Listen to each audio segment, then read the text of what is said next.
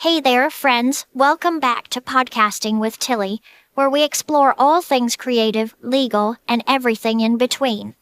I'm your host, Tilly, and I'm back after a month without a new episode due to some problems on YouTube.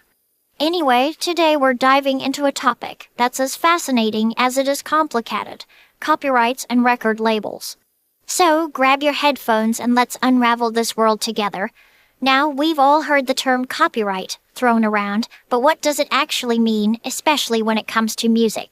Well, copyright is essentially a legal way to protect original works of authorship, like songs, movies, or even podcasts. Yep, this very show is protected by copyright too. When it comes to music, there are two main types of copyrights to keep in mind.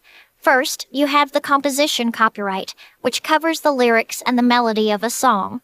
Then, there's the sound recording copyright, which protects the actual recording of the song version you hear on your favorite streaming platform.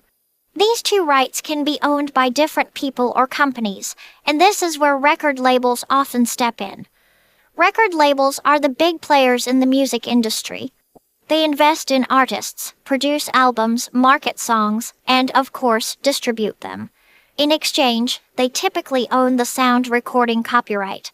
That's right, version of the song you love might legally belong to the label, not the artist who performed it. This ownership can lead to some tricky situations. For example, if you're an independent creator on platforms like YouTube, you've probably heard of copyright strikes. Those often come from record labels protecting their sound recordings. Even if you're just using a few seconds of a song in your video, they have the legal right to claim or even take down your content. It's not personal, it's business. But here's the kicker: copyrights don't last forever.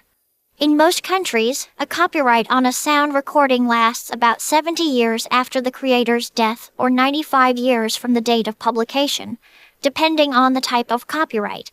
After that, the work enters the public domain, meaning anyone can use it without permission. However, until that time comes, labels and copyright holders hold onto those rights tightly. This system can sometimes feel like it's stacked against smaller creators. But here's a tip: if you want to use music legally, consider looking into royalty, free tracks or licensing music from platforms that allow legal use in your projects. It might not be free, but it keeps your content safe and clear from claims. And let's not forget the artists themselves.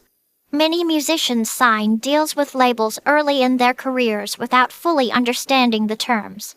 Some agreements can limit their creative freedom or tie them to long-term commitments. It's always important for artists to read the fine print and, if possible, consult a lawyer before signing anything.